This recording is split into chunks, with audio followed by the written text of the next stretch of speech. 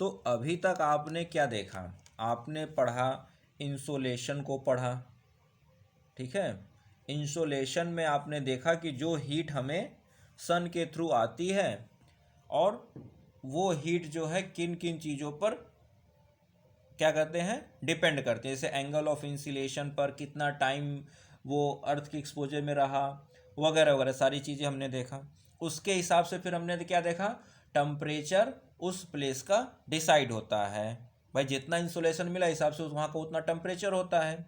फिर हमने देखा कि नहीं, टेम्परेचर होना तो उतना चाहिए, लेकिन बहुत से अलग उसके जो स्पेसिफिक फैक्टर्स हैं, उस जगह के कुछ ऐसे फैक्टर हैं, जैसे वो कितने एल्टीट्यूड पर है, ठीक है, कितना उसका टेम्परेचर जो है वो किस पर डिपेंड कर रहा है, कितने एल्टीट्यूड पर है, उसके आसपास जो वाटर और लैंड का रेशियो है, वो समुद्र से कितनी दूरी पर है, वहाँ पर कोई माउंटेन है कि नहीं है, वो माउंटेन क्या इफ़ेक्ट डाल रहा है। तो ऐसे बहुत से लोकल चीज़ें हैं जो उस इंसोलेशन की वजह से होने वाले टेम्परेचर पर इफ़ेक्ट डालती हैं। लेकिन ये सारी चीज़ें क्या हैं, नेचुरल हैं। अब हुआ क्या, जब हमने अंधाधुंध ग्रोथ किया, हमने बड़े बड़े शहर बनाने शुरू कर दिए, हमने क्या किया, कंक्रीटों के महल बनाने शुरू कर दिए, हमने कंक्रीटों का जंगल बना दिया, हमने अर्थ को कैसा बना दिया, कंक्रीट का जंगल। एक समय अर्थ पर क्या थे, नेचुरल जंगल थे, पेड़ पौधे थे। हमने अपने विकास, अपने अंधाधुंध डेवलपमेंट को इस तरह से किया कि हमने क्या किया, कंक्रीट का जंगल बना दिया अपने अर्थ पे, ठीक है। एग्जाम्पल तौर पे दिल्ली सिटी देखिए, मुंबई देखिए, कोई भी बड़ी सिटी उठाकर देखिए, न्यूयॉर्क देखिए, हर जगह क्या है आपको, कंक्रीट के जंगल ही तो हैं, बड़ी बड़ी बिल्डिंग है। भाई जंगल में क्या होते हैं, बड़े बड़े पौधे होते हैं, बड़े सॉरी पौधे का पेड़ होते हैं।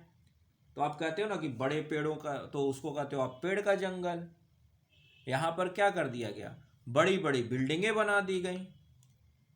तो क्या हो गया, बिल्डिंगों का कंक्रीट, और बिल्डिंग बने किससे, कंक्रीट से। तो क्या हो गया, कंक्रीट का जंगल हमने बना दिया। तो अब अगर आप कहो कि सेम लैटिट्यूड पर दो शहर हैं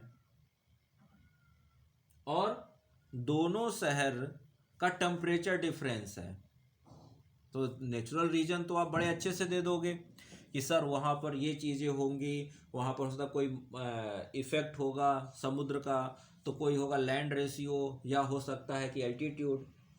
लेकिन हमने क्या किया, जब ये कंक्रीट के जंगल बनाए, तो इस कंक्रीट ने पूरे के पूरे कंसेप्ट को ही क्या कर दिया, बदल दिया। यानी कि इस पूरे नेचुरल प्रोसेस में हमने क्या किया, आर्टिफिशियल चीज़ों को डाल दिया, और इन आर्टिफिशियल चीज़ों की वजह से, इन कंक्रीट के जंगलों की वजह से पूरी की पूरी जो सिस्टम थी नेचुरल, वो बिगड़ गई। वो क्या हो गई, बिगड़ गई। तो इस वजह से हमारे द्वारा बनाए गए इन कंक्रीटों के जंगल, जिसको हम लोग क्या कहते हैं, अर्बनाइजेशन, क्या कहते हैं, अर्बनाइजेशन।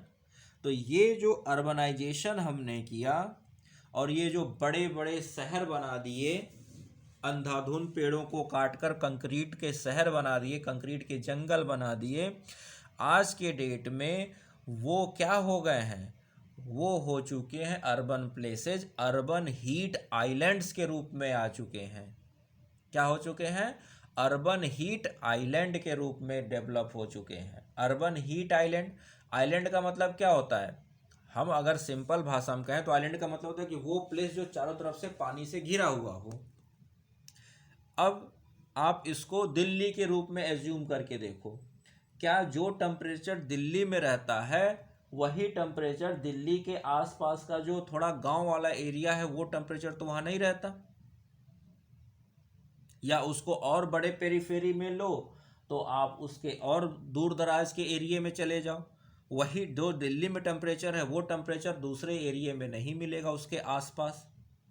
तो दिल्ली में ही वो टेम्परेचर इतना हाई क्यों हो जा रहा है, बेंगलुरु में ही टेम्परेचर इतना ज़्यादा हाई क्यों हो जा रहा है, हैदराबाद में ही इतना ज़्यादा हाई टेम्परेचर क्यों हो रहा है, बल्कि उसके और उसी के पेरीफेरी में जो बाकी शहर हैं वहाँ टेम्परेचर नहीं मिल रहा है, हाई हो रहा है एक्सेस। या आप खुद ही महसूस करो, वहाँ से आप निकल कर उसके पेरीफेरी पर चले जाओ, आपको वहाँ पर राहत मिलेगी, लेकिन शहर के अंदर आपको बहुत तेज़ गर्मी महसूस होगी, हाई टेम्परेचर फील होगा। तो इसी को कहा जाता है अर्बन हीट आइलैंड्स। और ये अर्बन हीट आइलैंड्स ने क्या किया है, जो नॉर्मल टेम्परेचर राइज होना चाहिए था, जो टेम्परेचर में वेरिएशन होना चाहिए था नेचुरली, उसको इसने क्या कर दिया, इंटेंसिफाई कर दिया है। उसको इसने क्या कर दिया है, इंटेंसिफाई। जहां अगर 2 डिग्री 3 डिग्री डिफरेंस होना चाहिए तो वहां 10 10 12 12 डिग्री का डिफरेंस कर दिया गया है। तो जो नेचुरल फैक्टर थे उनका असर कम हो गया और जो आर्टिफिशियल फैक्टर्स थे उनका असर बढ़ गया। आपने एसी ऑन करके अपना रूम तो ठंडा कर लिया, लेकिन उस एसी का जो एग्जॉस्ट है जो बाहर की तरफ हवा फेंक रहा है, उसने बाहर के एटमॉस्फेयर को गर्म कर दिया। ठीक है, तो आप उस बंद इन्वायरमेंट में तो ठीक हो, लेकिन जब उससे बाहर निकल रहे हो तो आप कैसे इन्वायरमेंट में पहुंच रहे हो, फिर आप वैसी हीट का सामना करना पड़ रहा है आपको। तो आपने क्या किया, आपने कृत्रिम रूप से, आर्टिफिशियल रूप से पूरे के पूरे सिस्टम को बर्बाद कर दिया। तो यहीं पर इसी को देखकर एक कंसेप्ट आता है जिसको अभी हम लोग पढ़ेंगे, और ये कंसेप्ट है अर्बन हीट आइलैंड्स। क्या है, अर्बन हीट आइलैंड्स एंड क्या है, वार्म सिटीज।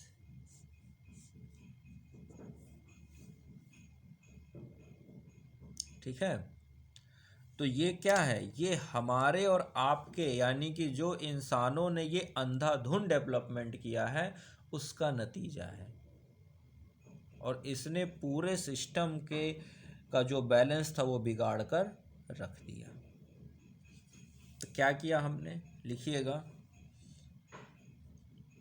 अब इसको समझिए कि अर्बन हीट आइलैंड कहते किसको हैं, वार्म सिटीज़ कहते किसको हैं, और इसने क्या क्या असर डाले हैं हमारे और आपके ऊपर, वो हम लोग समझने जा रहे हैं। जहाँ तक मैंने अभी तक बताया उस हिसाब से आपको समझ में आ गया होगा। तो अब इसको थोड़ा सा लिख लीजिए। क्यों, क्योंकि इस संदर्भ में आपसे क्वेश्चन पूछे जाएंगे इकोनॉमिकल एस्पेक्ट को लेकर, ज्योग्राफिकल एस्पेक्ट लेकर, खास करके इन्वायरमेंटल एस्पेक्ट को लेकर इस तरह के क्वेश्चंस बना दिए जाते हैं। ठीक है, तो लिखिएगा। तो ये डायरेक्ट देखिए, फिजिकल ज्योग्राफी में बहुत कम चांसेस हैं कि आपसे डायरेक्ट क्वेश्चन पूछे जाए। ये क्या करेंगे, ये इन्वायरमेंटल के क्वेश्चन और फिजिकल ज्योग्राफी को मिलाकर क्वेश्चन बनाएंगे। ये क्या करेंगे, ये इकोनॉमी और फिजिकल ज्योग्राफी, जैसे ये हीट आइलैंड और इकोनॉमी को लेकर क्वेश्चंस बना देंगे, या इन्वायरमेंट को लेकर कुछ और टॉपिक को लेकर क्वेश्चन बना देंगे।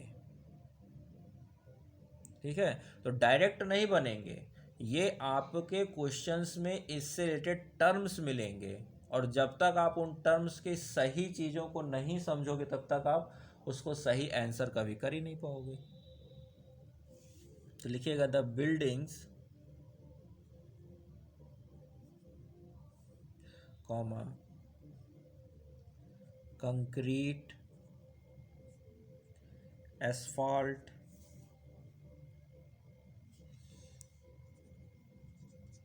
and the human and industries,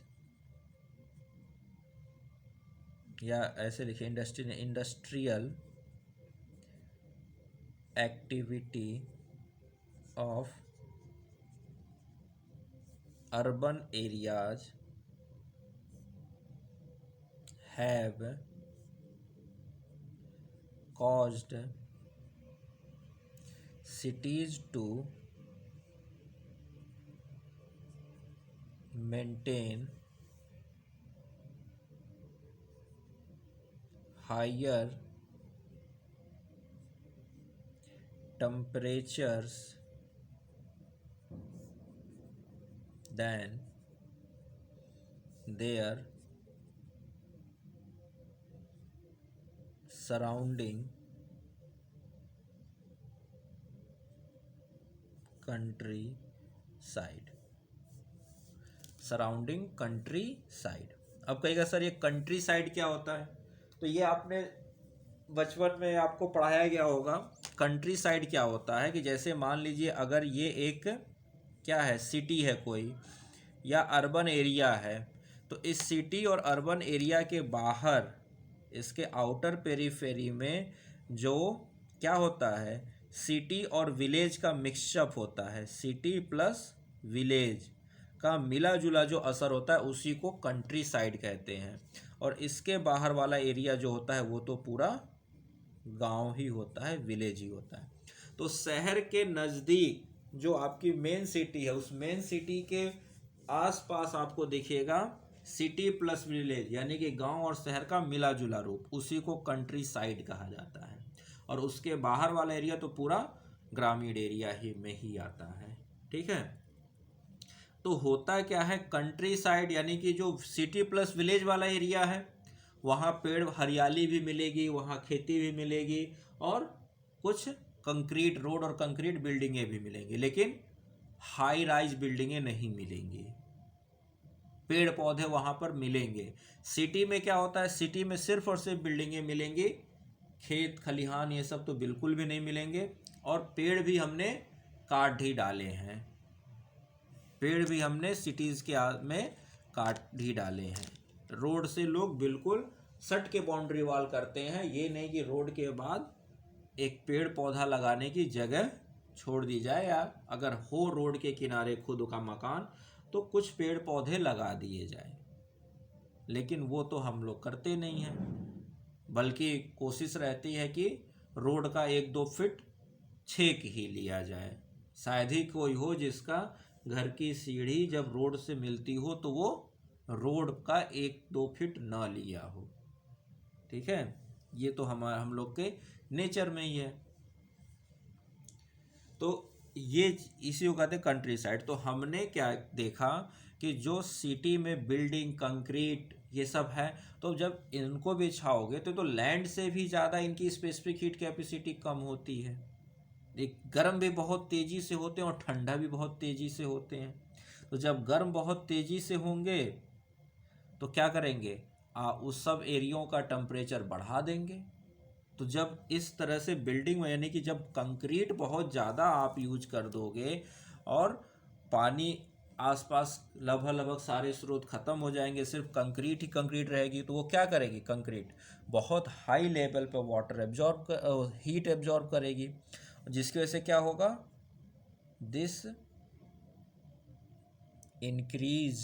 increased the, ऐसे लिखेगा, दस increased the heat and is known as an urban heat island। यानी कि एक ठंडे एरिए के से घिरा हुआ एक गर्म क्षेत्र, ठंडे एरिए से घिरा हुआ एक गर्म क्षेत्र, या एक गर्म क्षेत्र जो एक ठंडे एरिए से घिरा हुआ है, तो क्या कहेंगे, urban heat island. Heat island क्यों, क्योंकि यहाँ पर टेम्परेचर हाई हो चुकी है कंक्रीट वगैरह की, जो क्या कर रहे हैं, हीट बहुत तेज़ी से एब्जॉर्ब कर रहे हैं और फिर उसको बहुत तेज़ी से रेडिएट भी कर रहे हैं। इसका बहुत सिंपल सा उदाहरण है, भाई आप एक घास के मैदान में खड़े हो जाइए, देख लीजिए, और फिर क्या कीजिए, जहाँ पर केवल और केवल अपने छत पे ही जाके खड़े हो जाइए, अभी आपको आइडिया लग जाएगा, ठीक है, कि क्या आपको हीट आइलैंड का असर दिख जाएगा कि कंक्रीट कितना गर्म होती है। अरे भाई, लोग पहले क्या करते थे, अरे घास के और वो खपड़े के मकान बनाते थे, और आजकल छत के मकान, कंक्रीट के मकान बनने लगे हैं।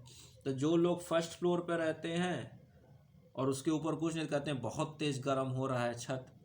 क्यों गर्म हो रहा है? क्योंकि उसकी स्पेसिफिक हीट कैपेसिटी भी कम है, तो वो बहुत तेज़ी से हीटअप हो रहा है और बहुत तेज़ी से हीट को लॉस भी कर रहा है।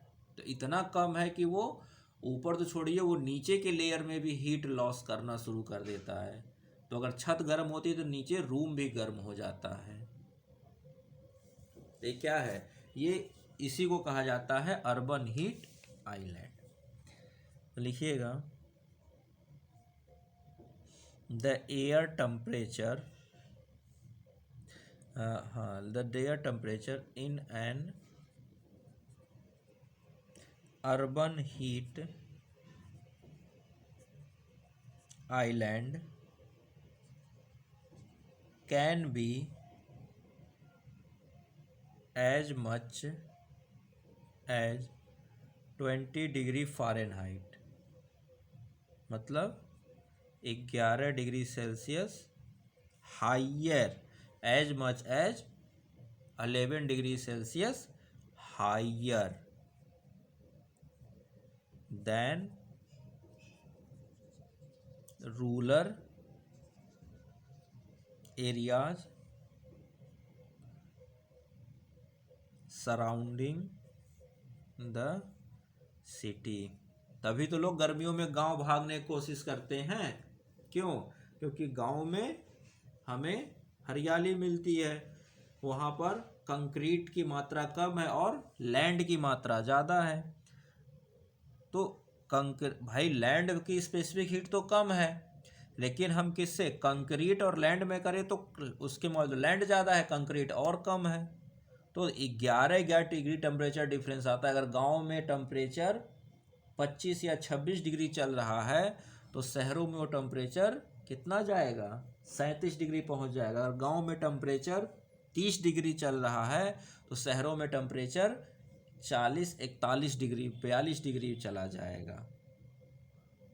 ठीक है, तो इसी को कहा जाता है अर्बन हीट आइलैंड। और ये सब किसकी देन है? ये सब हम लोगों की खुद की देन है। अंधाधुन जो हम लोग डेवलपमेंट करते चले आए उसकी देन है, और पूरा का पूरा नेचुरल बैलेंस जो था उसको हम लोगों ने बिगाड़ के रख दिया है। और किसने? हम इंसानों ने किया है ये पाप।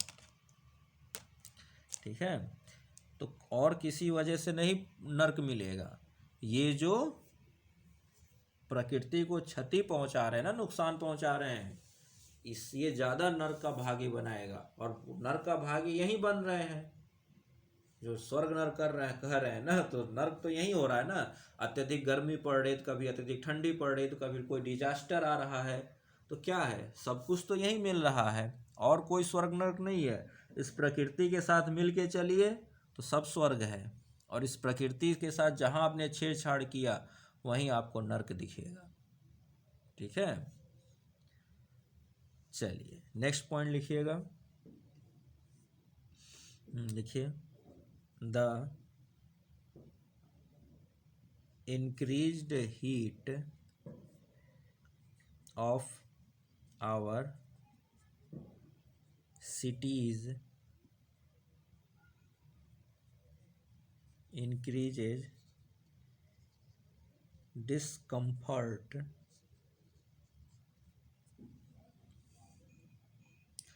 for everyone,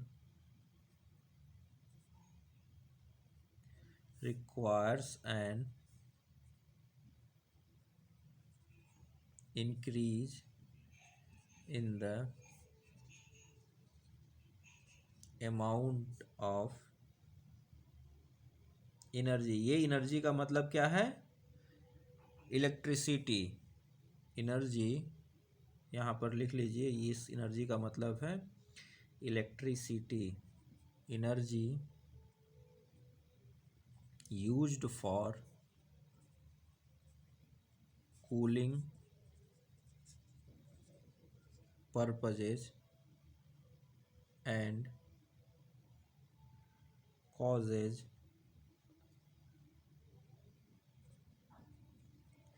increased